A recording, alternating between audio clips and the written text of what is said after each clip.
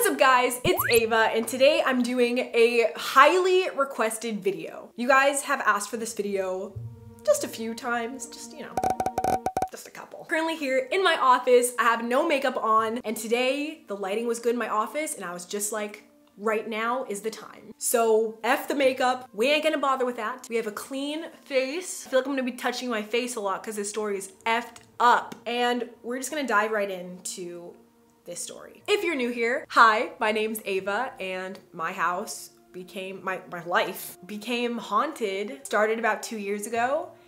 And yeah, this is not clickbait. This is not tomfoolery. This is truth and it affected my life in a really, really crazy way. So basically part 1 ran really long and today we're doing part 2. If you haven't subscribed to this channel, be sure to hit subscribe. Put your seatbelt on, get some popcorn, get in bed, turn the lights out because it's about to be story time. Also guys, I got my lashes done like a month ago and the only ones hanging on is like this piece. Oh my God. This is bad. I'm gonna go to the mirror. Okay, so in this video, we are going to talk about 3 different experiences in different houses. There's my first apartment that I moved to in LA. There's Malibu, and then there's Beverly Hills. 3 different places, 3 different things happening in different places. So I don't want you to get confused. First, we're gonna jump back to part 1, which is my first place I lived when I moved to LA. If you have not watched part 1 of this story time, I highly recommend you watch part 1 because you probably will have absolutely no idea what I'm talking about in this video. Okay, so to recap where we left off on part 1, about 2 years ago in 2016, me and my best friends contacted a ghost and it went right, wrong, it worked. We got it on video and we were pretty freaked out. We basically successfully contacted a ghost. It gave us this like really, really creepy and really, really valid sign that it was there with us. Obviously, we were all freaking out. Obviously, we kind of like looked at each other and we were just like, guys, like in this moment, we are all staring at each other, freaked out. And we all confirmed with each other that we had all experienced the same thing. Like we'd all had the same valid experience in that moment. Coming off of that, I'd also had a friend at the time that was really sketchy. I think they were doing something like low-key demonic. Like I still don't even know what they were into, but I definitely had a friend that was super close to me that was dabbling in some like really, really shady stuff. Basically, I told them about this experience that I had. It was like something switched in their brain and all of a sudden they're just like, I know what you're doing, Ava. This is not the path that you want to go down. I've seen people get hurt and die because of this. Like this is a true story, guys. Someone literally tells me I've seen people go crazy and get themselves killed because of this. Like what? She literally says, I know what you're doing. You don't want to do this. And me being a freaking idiot, I'm like, oh, well, I'm not scared of like, ghosts. She's like, it doesn't matter if you're not scared. If you feed into, that kind of other side of things, if you give it attention, it will find you. About 4 to 6 months later, that's when everything happened inside my first house when I lived in LA.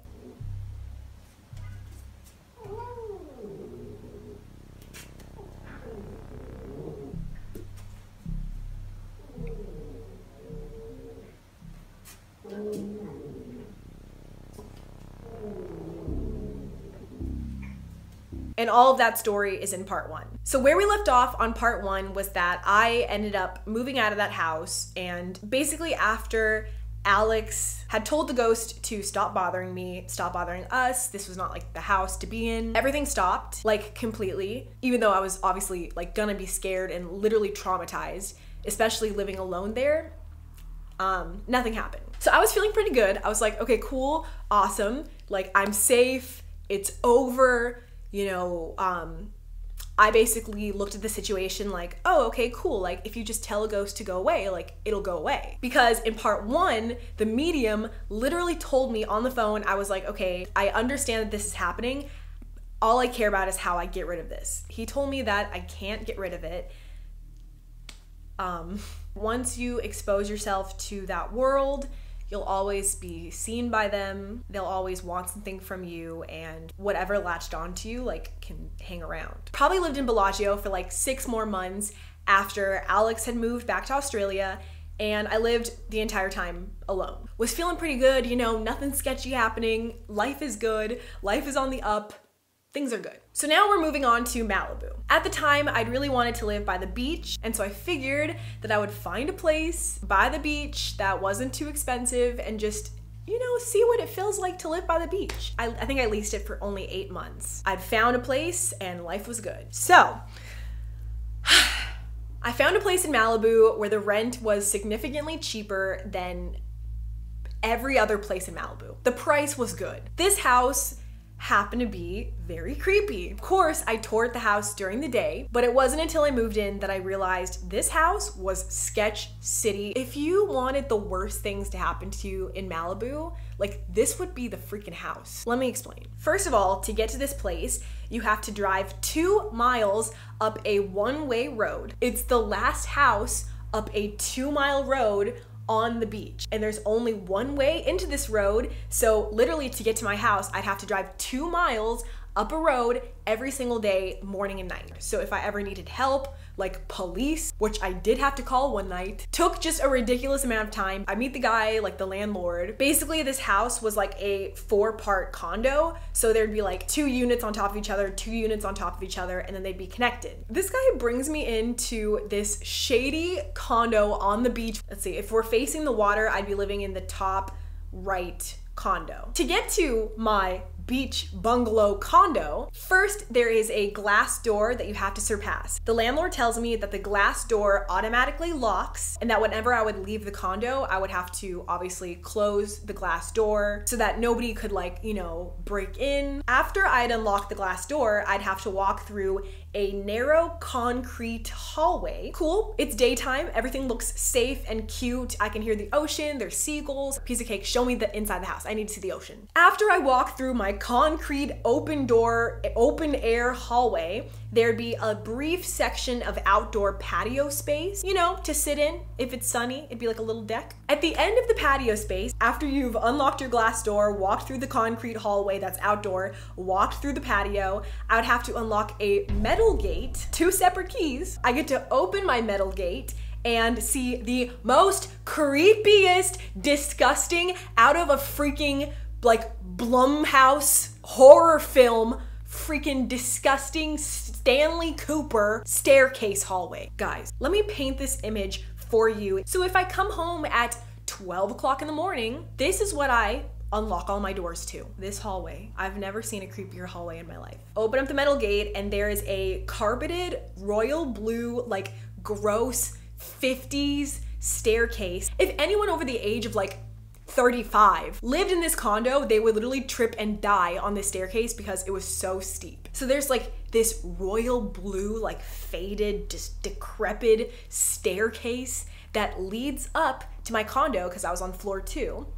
And at the top of the staircase, there's just one light, a yellow, disgusting light that has not been replaced since literally the 40s. This disgusting yellow, flickering, dim, like rusty light was just sitting on like the roof, and on the wall, right by my door and my neighbor's door, was glass. It was a mirror. And as I would walk higher on the staircase, you could like see yourself appear in the mirror because obviously like your head would show up and then your body and then like your feet. And then there's just like a light at the end, dim, just like shining down the whole staircase. And of course, what creepy haunted staircase would be any better without a nice touch from the landlord? As you walk up the staircase, lining the freaking walls on left and right are framed pictures of children that look like literally stock photos of children, babies, young girls. This is so creepy, guys. This is like, I remember the one right by my house was like, it was more wide than long. It was like, you know, horizontal.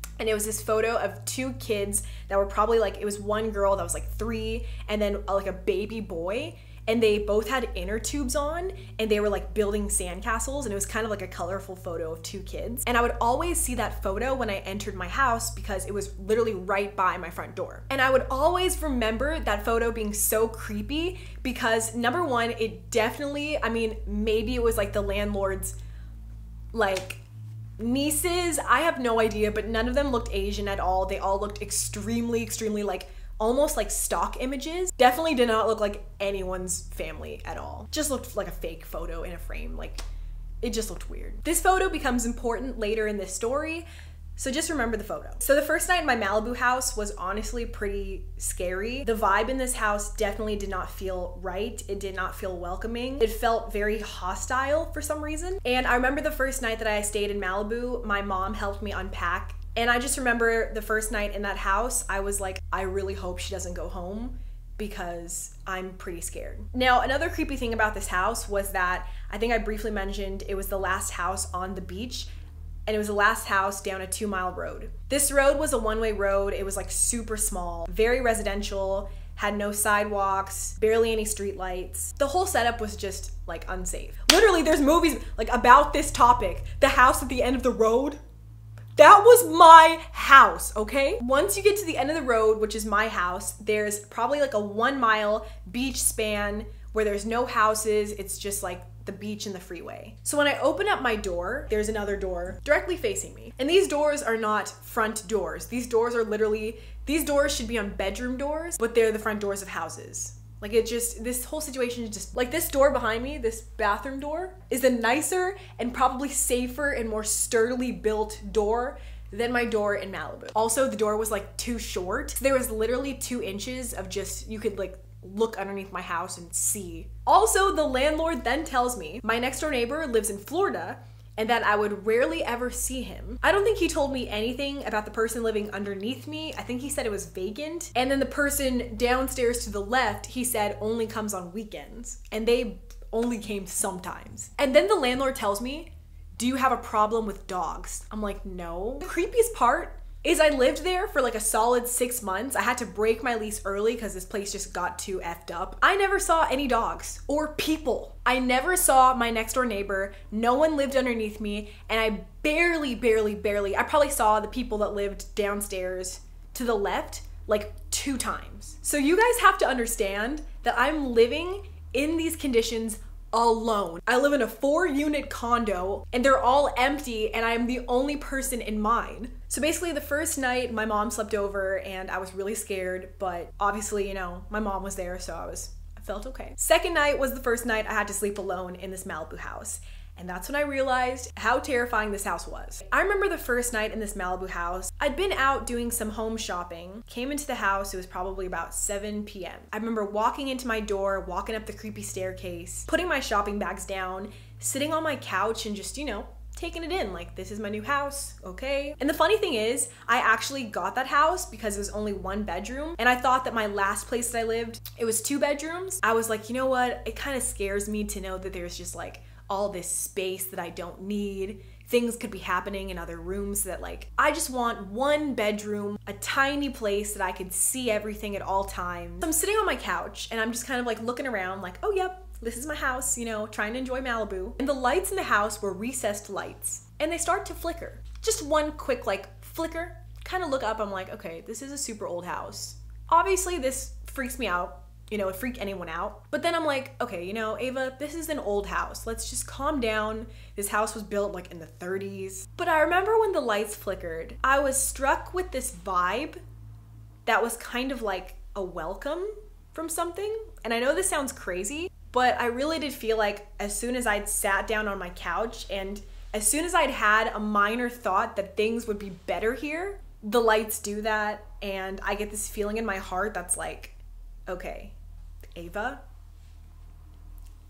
we're still here. I'm at lunch the next day and this person with me goes, oh, you know, you just moved. Well, did you know if you have some sort of demon or whatever in your previous house, if you pack up and move thinking that a new place would give you a new beginning, the thing that was in your house can actually latch on when you're packing to an item in your house that reminds them most about why they're still here and not transferred over. So if it's like a lampshade or a dish that reminds them of like the way they died, a stuffed animal, etc., they can like take the form, find energy into that item and follow you to your new house. So this guy tells me this and now all of a sudden I'm thinking like, holy crap, these ghosts that were in my last house, like what could they have possibly attached onto? I was thinking, you know, things have been good for so long, maybe moving possibly triggered it to start again. I'd ended up living in Malibu for about 2 months where nothing explicitly paranormal happened. The place was creepy. I hated coming home every night. On top of that, a lot of things were happening at my house, like someone tried to break in through my skylight. The street that I lived on had a ton of break-ins. It was famous for burglaries, just a lot of sketchy stuff because the street was like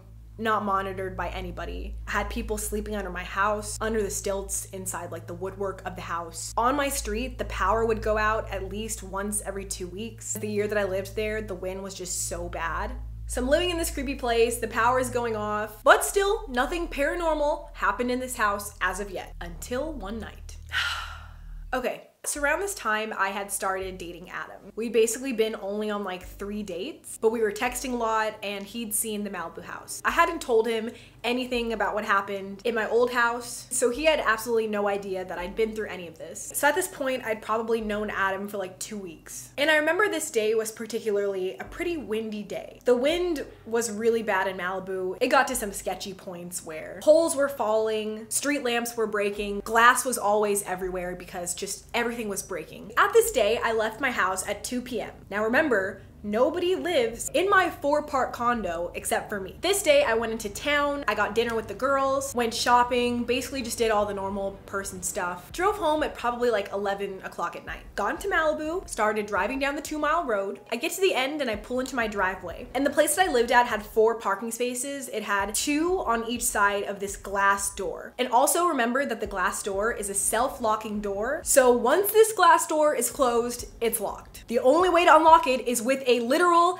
key, a metal key, and this door is like, this is not like a rusty, this was like the only thing that they put money into this house. So there's 2 parking spaces on each side of this glass door. So I pull up, my headlights are beaming at my garage and a little bit on the glass door because it was literally right next to my garage. I see the door. I literally look at the door and the door is locked. The door is locked. I pull into my driveway and I remember one of my favorite songs had just started on the radio, and I pull in and I look at the door and the song had just started and I said, you know what? I'm gonna sit in my car and just listen to this song. It was just one of those moments. Just like, I'm gonna sit in this car, listen to this song until it ends, just text on my phone. So I'm like listening to this song, I'm texting the girls. Second the song ends, guys, the second the song ends on the radio, okay? Song fades out. I'm like, okay, cool, song's over. I turn my car off, look at the door, and the door is wide open. The door is wide open, guys, and it's so windy outside, and this door is open like as if someone's holding the door open, because if the door was open in that wind, the door would be like flip-flopping everywhere. The trees all around were moving rapidly and this door is literally just open. And I swear to you guys, I looked at that door when I pulled into my driveway and it was closed. If it was even the slightest bit of like unlocked, like misclosed earlier, that door would be whipping left and right. And here I am, I literally know that I looked at that door. When I pulled in, it was locked. I listened to this song. The second the song ends and I turn my car off and the lights go off, I look at the door and it's wide open. And the second that I see the door, it slowly starts to close. Just like it did at my old house. My heart stopped. It was in that moment that my first thought to my head was, here it is. Like it's starting again.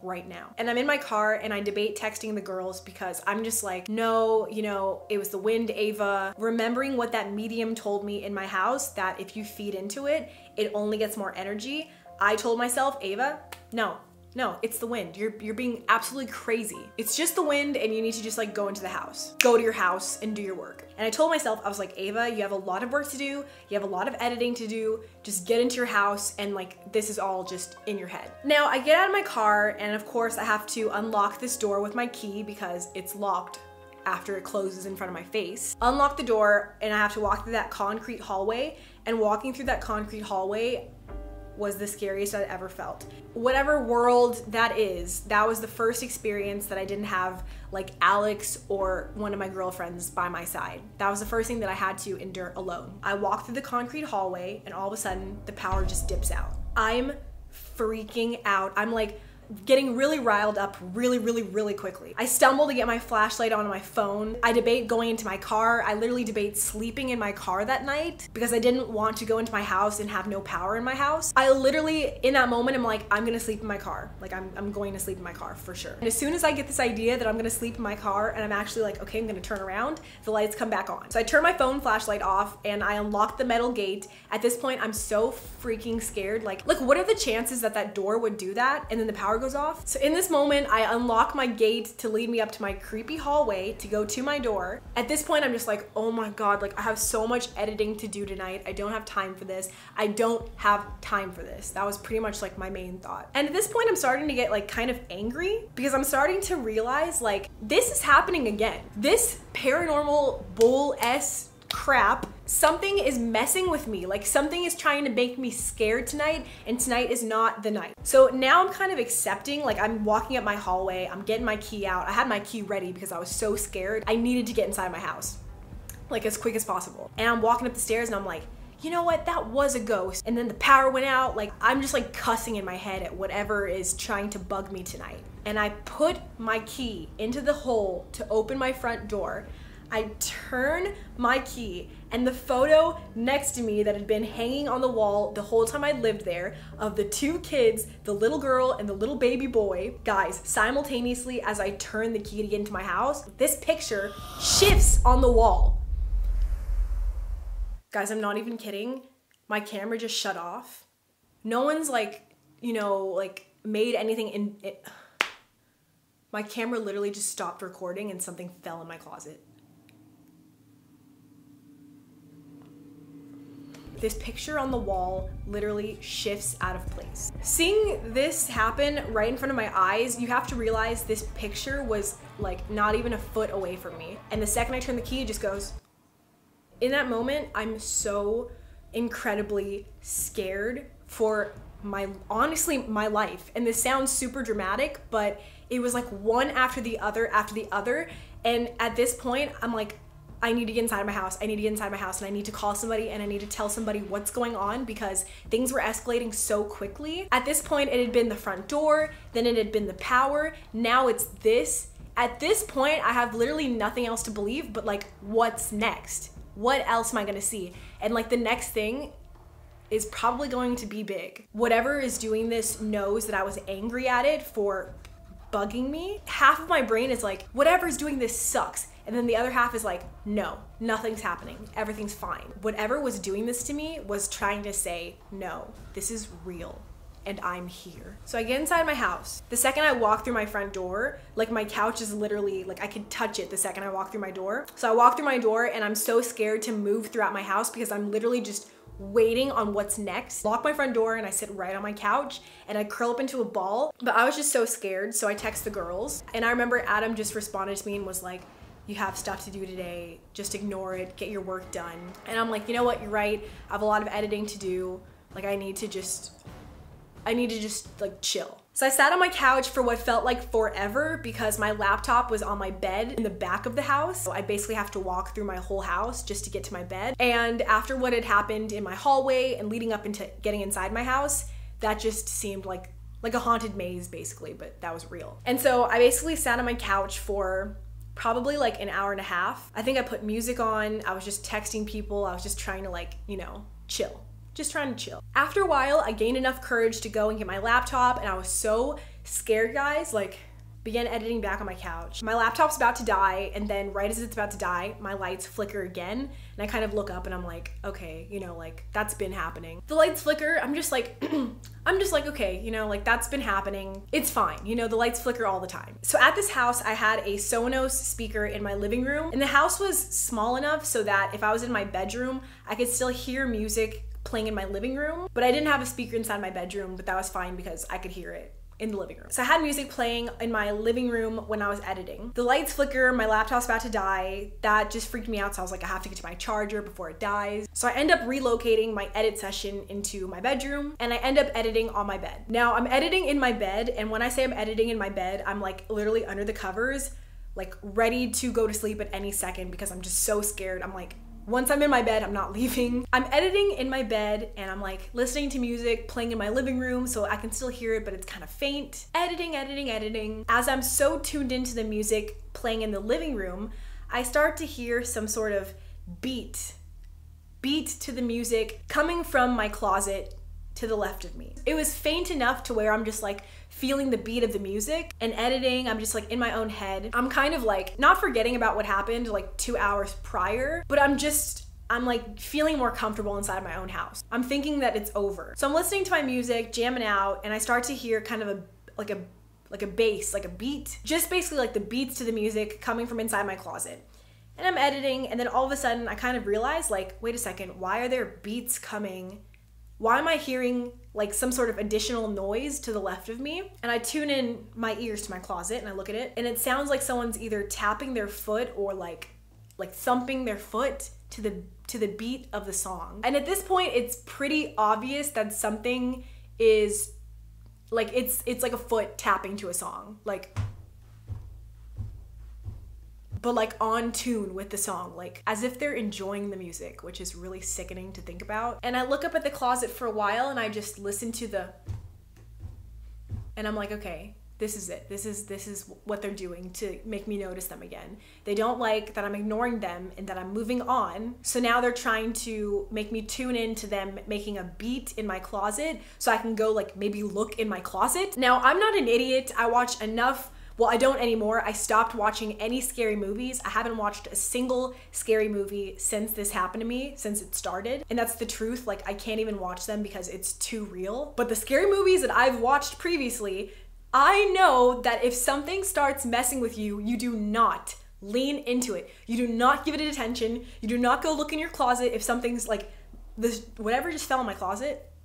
I'm not gonna check my closet, but I know better now. So I look in my closet and I see my headphones right next to me, and I plug my headphones into my laptop and I start just like listening to my own edits in my headphones. Totally just tune it out. But actually nothing ended up happening for the rest of that night, and I actually went to bed. It took a really long time for me to obviously fall asleep, but for that night, things had stopped. Guys, this is not like a fake story. This is a true story, and it just affects me so much because like every time that I talk about it, I feel like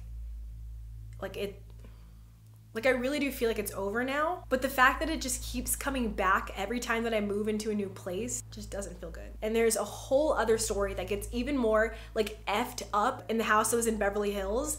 And the reason why it took me so long to film part 2 was because living in that house in Beverly Hills, I didn't honestly feel comfortable filming a part 2 to talk about what happened inside that house because I lived there. So I think I'm gonna have to do a part 3. But what happened in Beverly Hills is just weird. Just weird. So I think I'm gonna have to do a part 3. Basically, after that experience, I was pretty scared to live in Malibu. Aside from that experience, I think that was the only paranormal experience that I had living in Malibu. There were a lot of other experiences living in Malibu that just got really sketchy. It got to a point where I needed to break my lease because like that place just was not safe. I think actually I only lived there for like 4 to 6 months. I didn't film too many videos in the Malibu house. It didn't make me feel comfortable. It was just creepy. It just wasn't a good experience living in Malibu. So, did the paranormal stuff stop? Basically, after dating Adam for pretty much like a month, we ended up spending so much time together very quickly that either he would be spending the night at my place in Malibu or I'd be spending the night at his place. So the paranormal stuff actually never happened with Adam around. It got to a point though where I was relying heavily on always having someone around me. I was pretty much scarred, so being alone really became difficult around this time, and my anxiety was at an all-time high. If I was ever left alone for even a little bit, I wouldn't be able to function. I wouldn't even be able to get up from my spot because I'd be so scared that something would happen. Ended up moving to Beverly Hills, and this stuff kind of started happening again, and in a different way than both part 1 and part 2. I had an attic in my house, and I found some stuff in the attic that just was creepy and is a conspiracy theory that you guys can help me figure out in part 3. So that is part 2 of my ghost story, my paranormal experience. I'm just gonna say I now bought a house. So if you guys didn't know already, I've been living in my house for a little bit over a month now, and knock on wood, I have wood right here, absolutely nothing has happened in this house. So I really do feel like I'm on the right track. I feel good. I'm going to church. But other than that, sleeping alone is really hard for me, and I'm getting better every day at becoming more independent, becoming the same level of independent that I was before this all started. But this has been a battle for me to become a normal functioning person again, like that can be on their own. This house has been a blessing. This house has been like the best vibes ever. I feel so good here. I love this house. It's so bright. Like, look at the lighting in this place. This house is awesome. So if you guys enjoyed this video, give this video a big thumbs up. And if you guys want a part 3, if you guys want to know about what happened in my final hurrah in Beverly Hills, the last experience I've had with this story, I wanna hope that it's the final chapter. Really hope so. Leave me a comment down below saying part 3 and I will film that ASAP. But that is it for this video, guys. I love you guys so much and thank you for following along with me during this story and letting me share it with you. It honestly makes me feel so much better knowing that a lot of people know this story and that I can share this story to people and that you guys actually enjoy it. And if anything should happen in the future, which I hope it doesn't, you guys will be fully filled in on everything and you'll be with me every step of the way. Be sure to follow me on Instagram, Twitter, all that fun stuff will be linked down below. If you haven't already, be sure to hit the subscribe button to subscribe to this channel. Guys, I've just thought about this, but we're like kind of close to 10 million. Like, we're not that close, but like we're over the hill because, you know, the Avinator fam, the Schnitzel squad.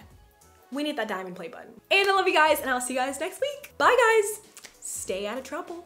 Don't go looking in your closets tonight. Or maybe do, if you want to be in a bad situation. Well, bye.